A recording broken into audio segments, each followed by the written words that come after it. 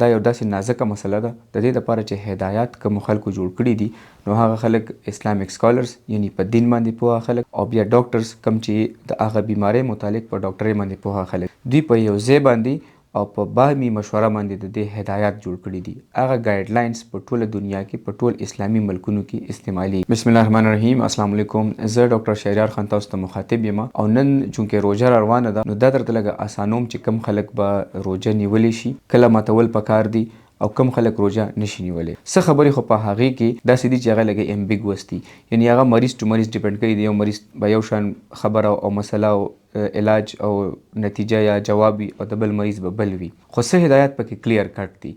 دا فیصله نه یو ډاکټر ځان له کولی شي په ځان له باندې نه یو امام صاحب یا یو عالم چې کوم په دین باندې پوهه وي هغه ځان له کولی شي ځکه دا ډیره نازکه مسله ده او نه دا زه کولی شم نه بل کولی شي چې کومې پکې صفا او کلیر کټ د هدایاتو په رڼا کې خبرې دي چې په هغې کې څه شک و شبهات نشته دی.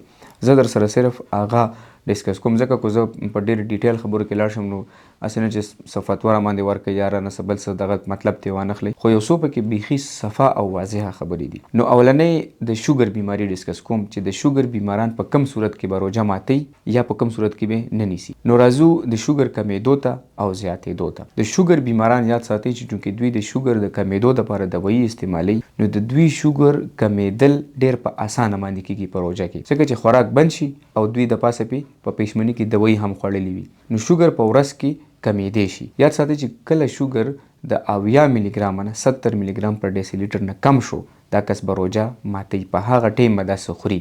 د شوګر کمیدل د شوګر د زیاتېدو په مقابله کې زیات خطرناک. د شوګر کمیدو نه اچانک بېهوشي اچانک مرګ راتلی شي. د شوګر د کمیدو څه علامات دي دا هم در سره شریکوم. اوس د شوګر مریض کو په شوګر چیک کوي په دې روژه نه ماتېږي. کم سټریپ باندې چې کوم هغه نیډل باندې چې وینه راوباسي او په سټریپ په ګلوکومیټر باندې چیک کوي په دې روژه نه ماتېږي. په هغې باندې به دا شوګر کله چیک کوي د روژې په دوران کې. نو یاد ساتئ چې کله پیشمنۍ وشي هغه دوایي مو اخلي او هغه خوراک د هغې نه پس بند کړي. اوس کم داسې ټایم دی چې د شوګر د کمیدو د ټولو نه زیات چانس دی. دا هغه ټایم دی چې کله د ماسپښین مونځ ختم شي وشي او بیا د مازدیګر نه د ماښام پورې چې دا کم وخت دی په دې دوران کې د شوګر د کمیدو چانس د ټولو نه زیات دی. نو دې دوران کې به 2 پیرې هغه شوګر خامخا چک کوي. کو شوګر د 80 نه کمیدو روژه به ماتوي او خوراک به کوي. د شوګر د کمیدو څه علامات دي؟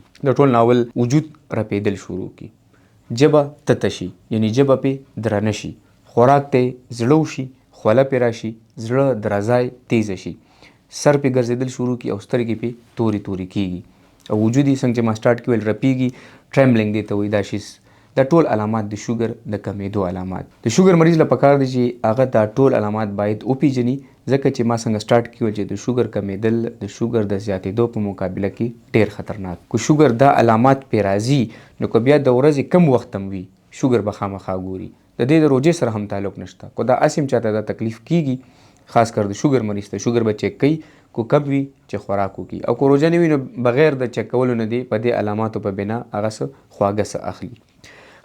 اوس د شوګر د مریض د شوګر د زیاتېدو امکان په روژه کې په کم وخت کې زیات وي. یاد ساتئ چې د روژه ماتي نه 2 غنټې پس چونکې په روژه ماتي کې اکثر شربت کجوره یا نور څه خوږو تړل کېږي دا د هر انسان کېږي چونکې شوګر کم پاتې شوي ټوله ورځ کې نو 2 غنټې پس د شوګر د زیاتېدو امکان ډېر وي. خو کو فرض که چېرته داسې وشي چې هغه پیشمني کې د روژې متعلق خبرو کوم پیشمني کې دوایي وانخلي یا پیشمني کې ډېر بېدریغه څه خواږه څه وخوري یا چې داسې ځای کې وي چې هغه خپل انسولین یا دوایي نشي استعمالولی یا هغه د ماښام نه فرض که دوایي خوړلي وي او بیا پیشمني کې ونه خوري نو د شوګر د زیاتېدو امکان هم وي.